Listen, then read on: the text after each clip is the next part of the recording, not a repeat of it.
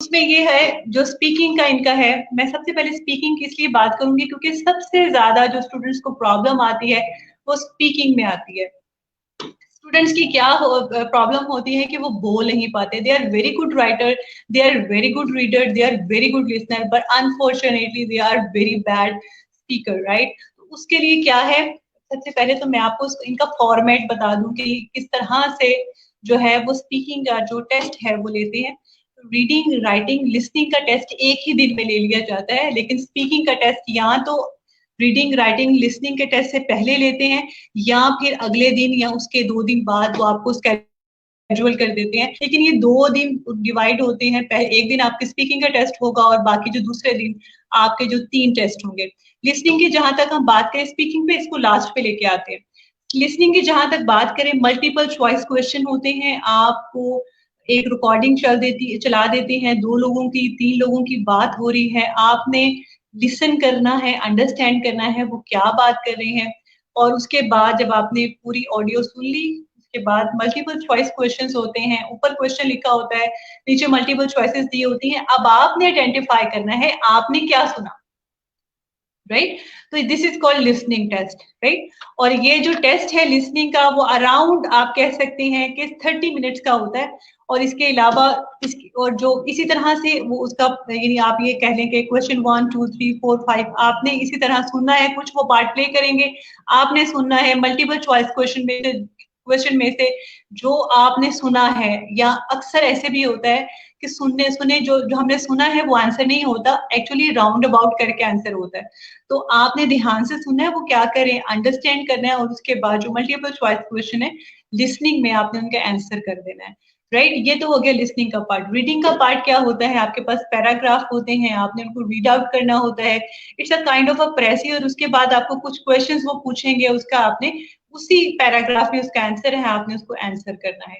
और अगर आप राइटिंग के पार्ट की तरफ आए तो वो भी बहुत इंटरेस्टिंग पार्ट होता है। पहला पार्ट में आपने चार्ट्स के बारे में और पिक्चर के बारे में, किसी सिचुएशन के बारे में, किसी डायग्राम के बारे में लिखना होता है, जो कि 250 वर्ड लीस्ट आपने लिखने होते हैं। और जो उसका दूसरा पार्ट है उसमें आपने ऐसे लिखना होता है जो कि थोड़ा सा लेंथी होना चाहिए, अच्छी वोकैबुलरी होनी चाहिए। तो ये 2 पार्ट्स में उन्होंने इसको डिवाइड किया होता है। तो राइटिंग, रीडिंग और लिसनिंग को हमने इस तरह से करना है। और जो स्पीकिंग है which is very important, speaking में सबसे पहला जो पार्ट है उसमें पहले 4 से 5 मिनट एग्जामिनर आपसे आपके बारे में पूछता है। आपका नाम पूछ सकता है, आपकी फैमिली के बारे में पूछ सकता है, आपकी हॉबीज आपसे पूछ सकता है, आपके नाम का मतलब भी आपसे पूछ सकता है, आप कहाँ से आए हैं ये भी आपसे पूछ सकता है। It's all about you. तो 4 से 5 मिनट आपका एग्जामिनर आपसे आपके बारे में आपका इंट्रोडक्शन लेता है, आपके बारे में पूछता है। और उसके बाद जो दूसरा इसका पार्ट है वो 3 से 4 मिनट का होता है, जो कि आपको एक टॉपिक दिया जाता है, आपने उस टॉपिक पे बात करनी होती है। और ये एक मोनोलॉग होता है। मोनोलॉग का मतलब होता है कि सिर्फ आप बोलते हैं, वो नहीं आपको इंटरप्ट करता। वो सिर्फ ये देखना चाहता है कि क्या अगर आपको कोई टॉपिक दिया जाए तो आप उस पर बात कर सकते हैं, आप बोल सकते हैं, कॉन्टिन्यूसली बोल सकते हैं। और उसमें कोई आपको हिंट नहीं दिया जाता, कोई वो आपसे क्रॉस क्वेश्चनिंग नहीं करता। वो सिर्फ ये देखता है कि आप किस तरह की वोकैबुलरी का इस्तेमाल कर रहे हैं, आप किस तरह की ग्रामर इस्तेमाल कर रहे हैं, आपका सेंटेंस स्ट्रक्चर कितना अच्छा है, आपकी कम्युनिकेशन स्किल्स कितने अच्छे हैं, आप अपनी बात को उस टॉपिक पे अपनी बात को कितने अच्छे से कम्युनिकेट कर रहे हैं और दूसरों को बता रहे हैं। तो ये this is second part which is around, जो पहला पार्ट था वो 4 से 5 मिनट, और ये जो मोनोलॉग का पार्ट था ये 3 to 4 मिनट जो है वो चलता है। और ये 3 पार्ट्स होते हैं स्पीकिंग के। तो पहला पार्ट मैंने आपको बता दिया जो आपके इंट्रोडक्शन के बारे में है, आपके बारे में है, आपकी फैमिली के बारे में है, आपके नाम के बारे में है, आपने कहाँ से आए, आपने कैसे ट्रेवल किया। इस तरह से वो आपके बारे में एक्चुअली आपसे पूछना चाहते हैं कि एक्चुअली आप कौन है, कहाँ से आए हैं और ये टेस्ट क्यों अपेयर कर रहे हैं, और all that about you.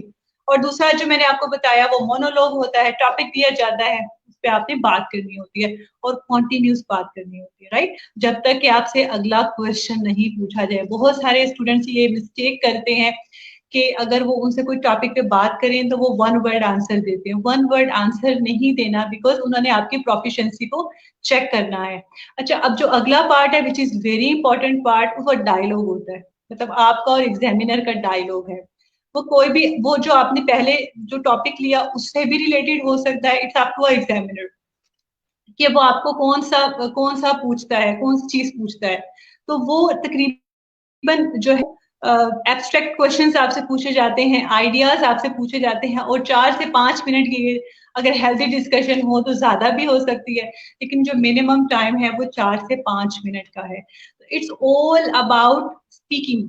Basically जो रीडिंग है वो ये चारों जो मॉड्यूल्स हैं इशफाक, ये रिलेट करते हैं। If you are a good listener you are a good speaker, if you are a good listener you are a good speaker, you are a good writer, और अगर आप बुक्स पढ़ते हैं you are a good reader, definitely you will be a good speaker. तो ये सब चीजें जो हैं, रीडिंग, राइटिंग, स्पीकिंग, लिसनिंग, तो ये रिलेट करती हैं। अगर एक भी चीज में से मिस हो जाए तो you can not even score a 9 band. आप अच्छे लिसनर नहीं है तो आपका लिसनिंग के मॉड्यूल में बैंड नीचे चला जाएगा। आप अच्छे रीडर नहीं है तो रीडिंग के मॉड्यूल में आपका बैंड नीचे गिर जाएगा।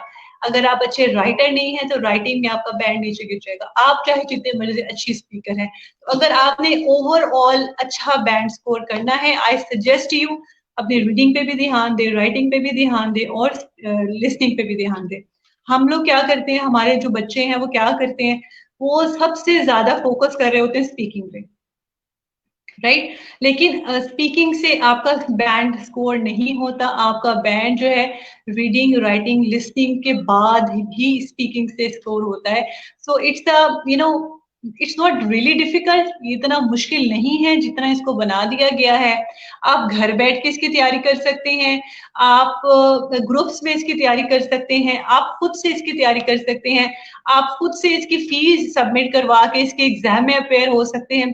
और मैं अपने स्टूडेंट्स को ये जरूर सजेस्ट करती हूँ कि आप इस एग्जाम में, ऑल्दो आपने वर्क परमिट अप्लाई करना है, इमिग्रेशन अप्लाई करना है, नहीं करना है, स्टूडेंट वीजा के लिए जाना है, नहीं जाना है, but you should sit in this exam, because इसके बाद आपको एक्चुअली पता चलता है कि एग्जाम किसे कहते हैं। बिकॉज बहुत सारे चैलेंजेस का आपको सामना करना पड़ता है, बहुत सारी चीजों को आपको फेस करना पड़ता है।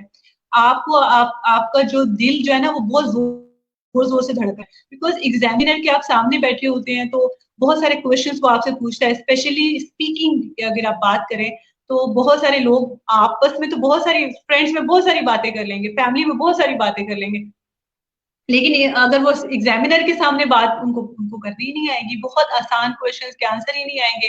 अगर एग्जामिनर आपसे आपके बारे में पूछ रहा है तो उसको एग्जामिनर ना समझे, उसको ऐसे समझे जैसे आप अपने फ्रेंड से बात कर रहे हैं। तो ये बहुत मुश्किल नहीं है, थोड़ा सा प्रैक्टिस की जरूरत है। अगर आप प्रैक्टिस करेंगे तो आप अपनी लिसनिंग, रीडिंग, राइटिंग और सबसे इंपॉर्टेंट स्पीकिंग स्किल्स को बहुत एनहेंस कर सकते हैं। और इसमें जो बहुत इंपॉर्टेंट चीज है वो ये है कि आप ये नहीं भूलना कि ये एक्चुअली आपकी स्पीकिंग को टेस्ट करने का एक टेस्ट है। अगर आपकी स्पीकिंग अच्छी होगी तो आप इसमें पास करेंगे, और अगर आपकी स्पीकिंग अच्छी नहीं होगी तो वो बहुत स्ट्रेट फॉरवर्ड आपको इसका आई मीन फीडबैक दे देते हैं कि I mean you can not convey your answer. आप अपने बात को एंस ही नहीं कर सकते, आप अपनी बात को कन्वे ही नहीं कर सकते, तो आप कैसे इंग्लिश में बात करेंगे। तो इसी वजह से स्पीकिंग जो टेस्ट है उसको 3 पार्ट्स में उन्होंने डिवाइड किया है, ताकि हर तरह से स्टूडेंट को जो जज कर लिया जाए कि वो कहाँ पे स्टैंड करता है। बहुत सारे लोग इंट्रोडक्शन में बहुत अच्छे होते हैं क्योंकि उन्होंने आंसर्स रटे हुए होते हैं, राइट। और बहुत सारे लोग जो होते हैं वो मोनोलॉग में बहुत अच्छे होते हैं, यानी सिर्फ अगर वो खुद से बात करें तो वो बातें ही करते जाते हैं। लेकिन इसी वजह से इसको तीनों तरह से टेस्ट किया जाता है कि क्या आप इंट्रोडक्शन में अच्छे हैं, क्या आपने जो जवाब है वो रट्टा तो नहीं लगाया हुआ। नंबर 2, क्या आप मोनोलॉग में अच्छे हैं, क्या आप बात को प्रलोंग कर सकते हैं, क्या आप कॉन्टिन्यूस 3 से 4 मिनट जो है वो बोल सकते हैं, और तीसरा जो है विच इज रियली इंपॉर्टेंट कि आप डायलॉग में कैसे हैं। तो ये जो 3 चीजें हैं बहुत इंपॉर्टेंट है। Apart from this everything is really important, because जैसे मैंने आपको बताया शुरू में कि आपने अगर अच्छा बैंड स्कोर करना है तो आपको इंडिविजुअली अच्छा बैंड लेना पड़ेगा, तो आप एक अच्छा बैंड कर पाएंगे। तो ऑल्दो आप किसी टेस्ट के लिए जा रहे हैं, आप आइल्स के टेस्ट में जरूर अपेयर हो, वैसे ही अपेयर हो जाएं, बिकॉज आपको बहुत हद तक आइडिया होगा कि आप कहाँ स्टैंड करते हैं। तो जरूर अपेयर हो। मैं तो स्टूडेंट्स को वैसे भी कहती हूँ कि आप जरूर बैठा करें, 1-2 साल के बाद देखा करें कि आप कहाँ स्टैंड कर रहे हैं। तो go for it. So it's not really tough. हाँ, इसके बाद आपका एक्सपीरियंस बहुत बढ़ जाएगा, आपका एक्सपोजर बहुत बढ़ जाएगा। जब आप लोगों को वहां पे देखेंगे ना बात करते हुए, डिफरेंट चैलेंजेस का सामना करते हुए, तो you will come to know कि एक्चुअली होता क्या है। तो यस इशफाक।